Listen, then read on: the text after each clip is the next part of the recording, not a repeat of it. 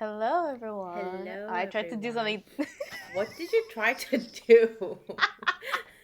I because I remember once I did hello, everyone, and you said it was weird, so I tried to think of something more creative, and then my brain just Well, farted. yeah, obviously you couldn't think of something because you just stopped talking after hello. And I was like, what? Sorry, I tried to be creative, but as you can clearly tell, I'm very creative in music. So creative. But, anyways, have you noticed that this is our 30th episode that we're going to be uploading? We rambled for 30 I episodes. know. That's the first thing that pops into my head. We came a very long way, apparently. I know, like we've done so many episodes. I actually went on Amazon recently to see if I wanted to buy like a professional mic, which is like thirty Oh, dollars man. Profesh that you could Mike. like plug in, and it has like that sound net, so your voice doesn't like screech over the mic and like oversaturate it or Yeah, whatever. I upgraded with headphones with the fluffy thing over the mic. So now I have a fluffy thing over the mic. Yeah, I still use the free earphones that Auntie gave me in Korea 3 years ago. So Nice. noise. Okay, so I thought this episode we'd kind of bring it back. We did talk about a little bit about our childhood because we talked about us moving to Canada and stuff like that.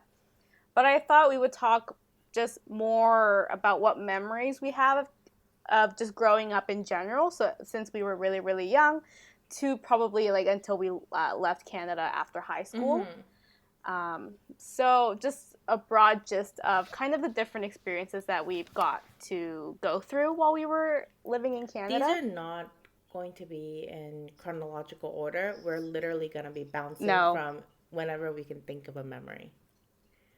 Yeah, exactly.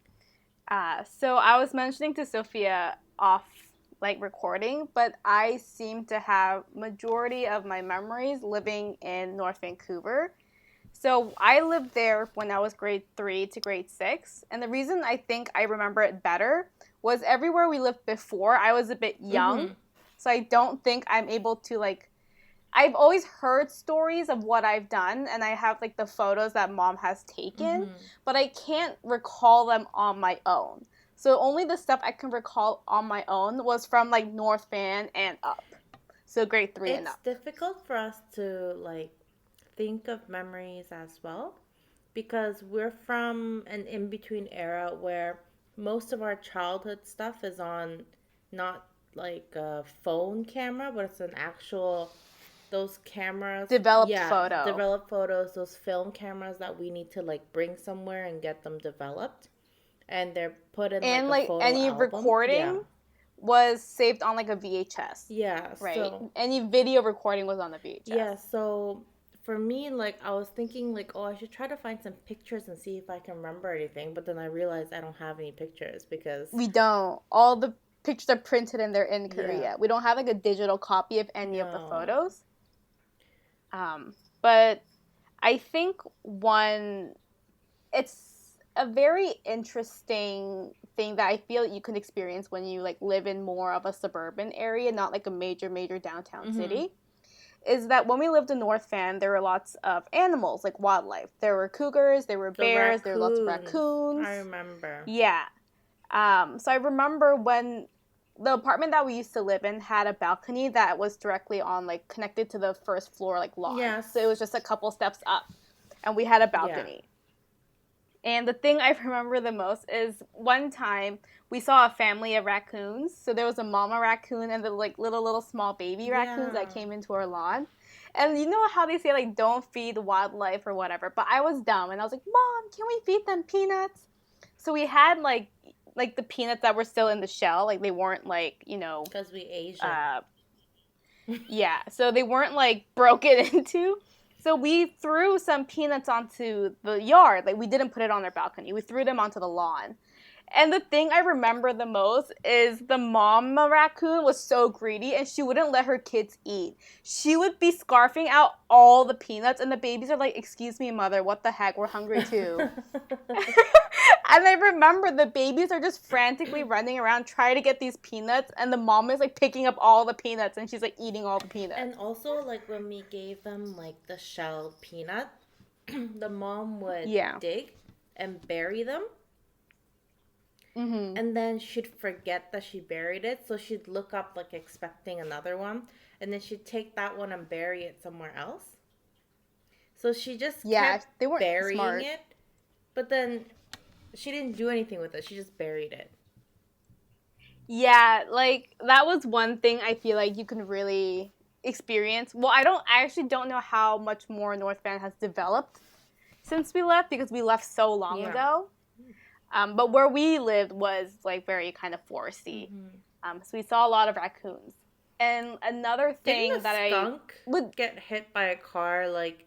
Skunk gets killed everywhere in North Van. Like, you can literally smell, like, the skunk spray thing everywhere you drive. And it's, like, the most disgusting smell, like, ever. And because Canada, like, the soil is really good. So when trees branch, they don't root deep. They root very shallow. So when it rains really heavily, there's like a mudslide. When there's like a windstorm. There's like a mudslide that happens and like huge trees get like derooted and stuff like that. It's because they're so entitled. So a lot of the times, I know, right? They're so spoiled. A lot of the times when mom would drive us to school, like on the radio, you would hear like, "Oh, this road is closed" or "This highway is closed because there's been a landslide," and they have to clear it, and it takes like hours for it to clear. So you have to like reroute and like go different ways. And I do remember one time we were in the same apartment in North Van, and it was so windy. I was actually genuinely terrified that the tree would uproot and fall into the apartment. Yeah, it was. Because it was so windy. And we've often visited like the beaches and Stanley Park, and there really commonly you can find trees that have been uprooted and just fallen over to the side. And you see how wide the roots are spread, not how deep they're spread. So because I had that image of trees that big could just easily fall over, when there was that one windstorm, I was genuinely terrified that I would die that day. Like, the trees in Canada aren't, like, so deeply rooted. It doesn't feel secure. No, especially because you can see them swaying, like, in the wind. Like, they bend, and it's really scary. Yeah.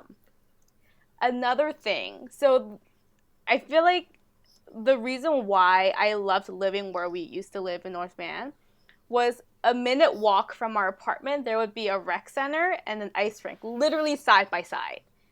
So I would have, like, skating lessons, like, I don't know, like, on a Saturday or something. And then I have, like, swimming lessons, I think, on Sundays. And you could get something like a rec center pass, where it's, like, a monthly pass. I don't know, like, how much it was. But, like, I had a rec center pass where if there's, like, I think there was, like, free swim Tuesdays, where Tuesday nights you were able to go and just swim and play in the pool because they had no, like, lessons planned that day or no, like, water aerobics or stuff like that. So they had periods of times in the pool where no one was using it, so they let people come in and swim. If you didn't have the pass, you'd pay, like, $2 or something to come swim as an entry fee. But I had the pass. And it works with any rec center that's in, like, that district. So I remember, like, the place we used to get our swimming lessons, I loved going there because they had a high diving board and a low diving board. And sometimes, if you're lucky, they open the rock climbing wall that's at the deep end of the pool. Rope. And the swinging rope that you jump off the diving board with. That's really fun. I have no arm muscle. I know you... Okay, this is one sidetrack message. But Sophia has so little arm muscle. I'm younger than her, and I was better at her at the monkey bars, right? I still don't know how to do the monkey bars. So I think there was one time, there's this thing on every playground. It's a pole that you slide down, right? I can slide down a pole. No, just wait. So I would slide down the pole, right? But you should be able to, like, stop and, like, kind of, like, hold yourself down. Sophia literally just I slides. yeet There's it no down. stopping in between because she couldn't grab it and like hold herself up. So she would just fly down the freaking pole, and it was the best thing ever. Okay, to be fair, I still don't have arm muscles, so it's okay. It's not like a childhood thing. But the thing is, I don't have a lot of arm muscle, but I was able to do the monkey bars. I can't do the monkey bars.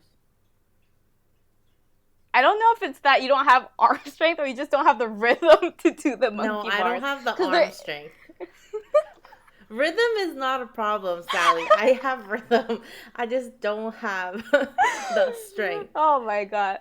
Yes, that was one thing. Sophia could never do the monkey bars. That's when just you one have thing. The bars, you grab one, like you grab one with two hands, and then you can either grab it and then move one hand to the other bar and then move the other hand to the other bar, or you can be like a monkey and swing from bar to bar, right? The moment I let one hand go of the bar, I fell. So like it's not a rhythm problem. It's a no so muscle you can in hang. arm problem. You can hang with both arms, but once you let go one hand, you fall. So it's not a swinging problem because I can't get to the swinging part anyways. Like the moment I hold and then I let go one hand, I'm already down. Like it's the fact that my one arm cannot support my body weight. Yeah, but one thing is I remember Sophia could never do the monkey bars. That was one thing that I found the most hilarious. I still can't do. I don't know why you keep talking like it's past tense. It's a continuing on thing.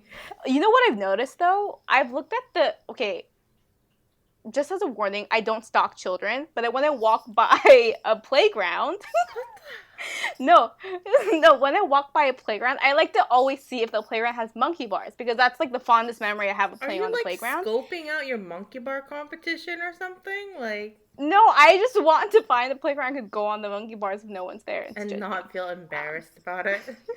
Exactly. So like I would walk because like I would see there's a couple playgrounds like nearby. None of them have monkey bars. They all have swings. They all have slides. They all have seesaws, but they don't have monkey bars. I haven't seen like a jungle gym either. Yeah, like I feel like it's not as common anymore. So what do kids do in the playground?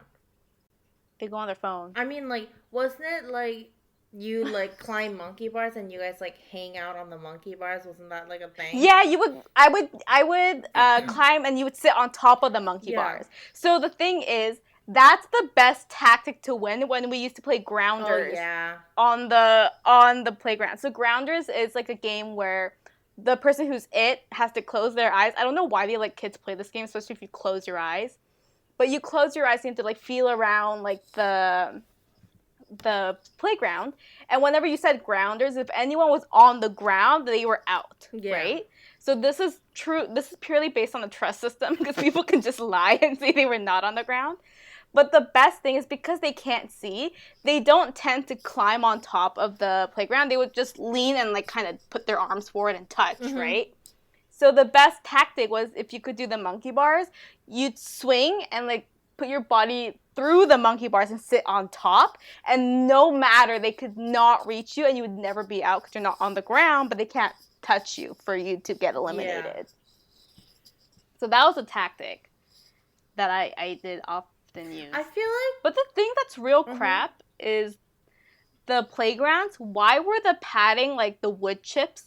And they would give you splinters every time you fell? I don't know. It's not like those mulch kind of things where it's like the... No, it's chips. Chips, like actual wooden chips. And sometimes I kind of be like...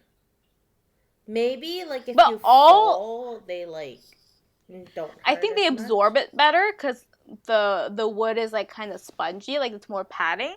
But the thing is, every other alternative sucks too. So sand sucks because it gets literally everywhere. In your shoes. But gravel also sucks because it gets in your shoes and it pokes you all day until you take it out. There's no... Oh, turf is also really annoying because it gets hot in the summer. Super hot. Yeah, so there's no good alternative, I feel like. But then unless you like built it on grass. Mulch is the best choice.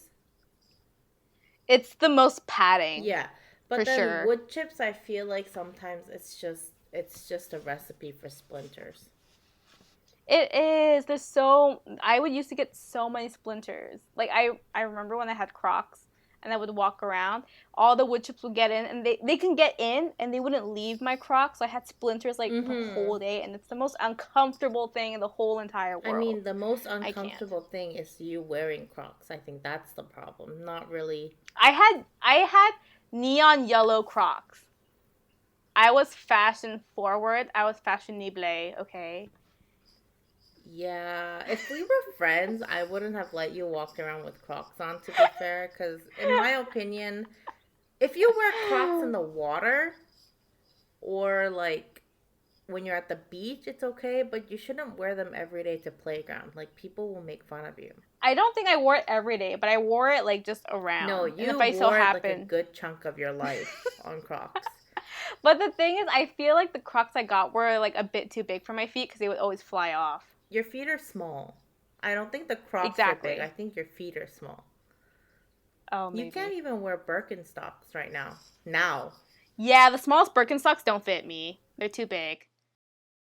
I have a thing when we used to go pick blueberries when we were young. Mm-hmm. I would eat more than I would pick. So Yeah, I would me be too. literally a blueberry first before I started picking the blueberry. Were you that blueberry in Willy Yeah, Wonka I and the was Chocolate that Factory? blueberry in Willy Wonka where I literally like rolled around because I had too much blueberries. And then after I I think you ate, paid per volume, right? You would get a yeah, certain bucket size, and then whichever how much you fill in the bucket, it was like a set price. yeah. So So if you ate it and you didn't like put it in the bucket, which means you got to take more blueberries home after you've eaten yeah, everything. and we went blueberry picking here like a year back or Mhm. something.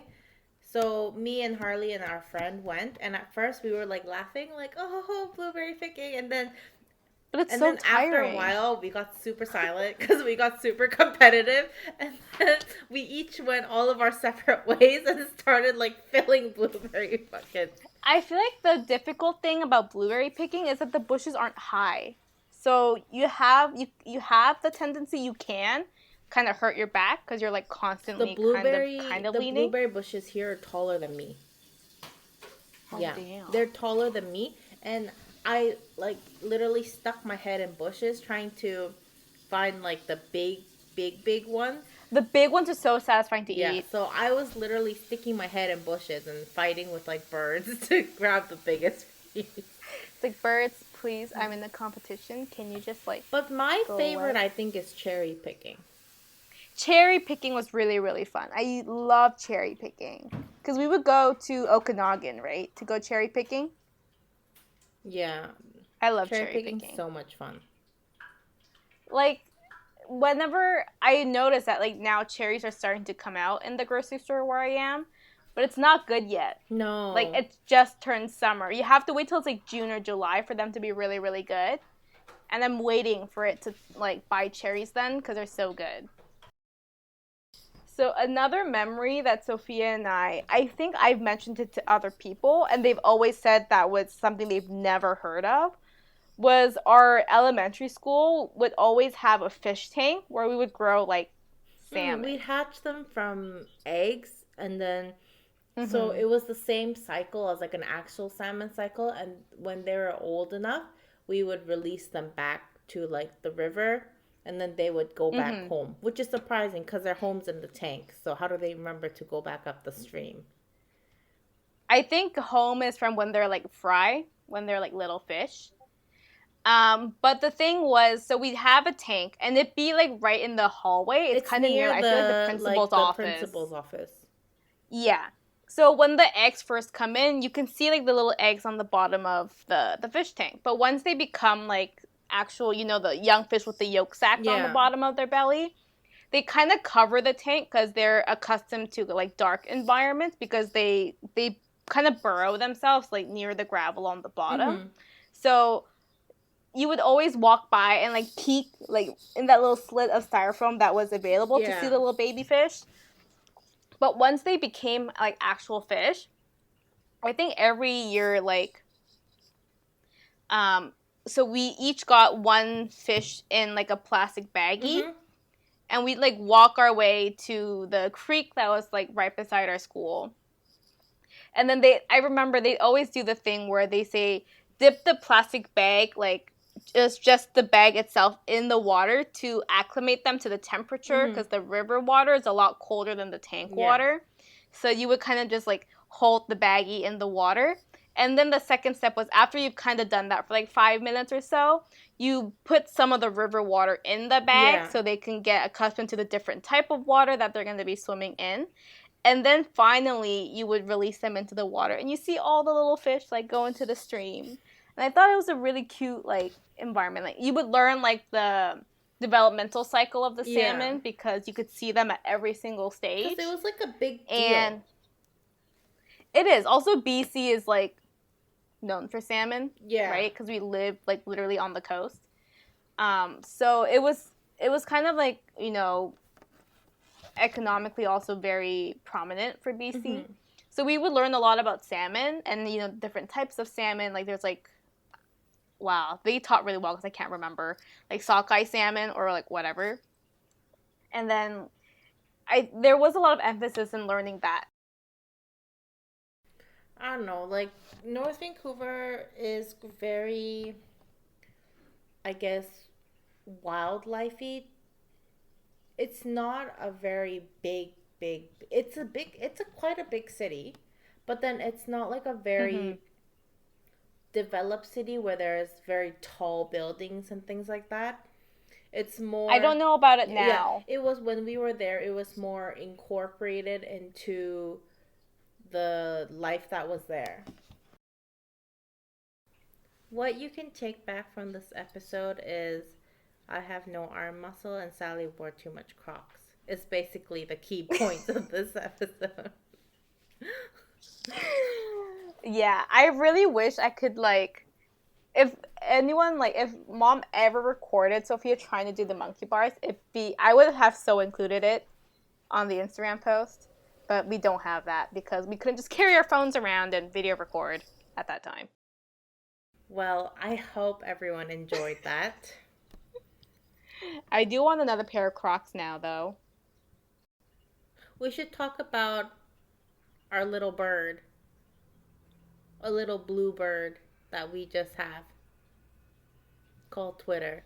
Oh, I was thinking of like, wait, a blue jay? No. Kingfisher? No. What bird is she talking about? I'm surprised when I said blue bird, her mind went to blue jay and not Twitter. Like, because we were talking about wildlife.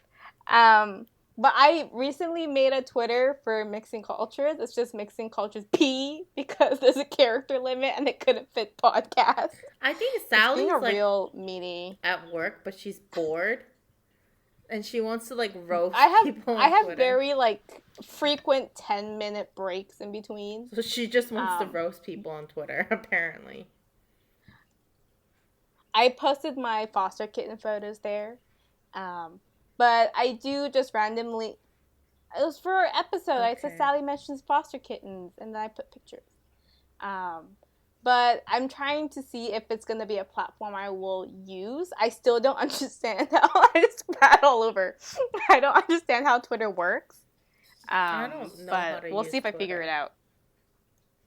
No. But the other social media that I do know how to use is YouTube and Instagram, where on Instagram I do put the little sound clips on the day of episode release. And on YouTube we also upload all the podcasts in video format because I do know that Spotify is not available everywhere on this planet. I hope everyone has a wonderful morning, afternoon, or dinner time, and we will all talk to you guys next episode. Maybe I'll have Crocs next episode. Okay, bye. Okay, bye.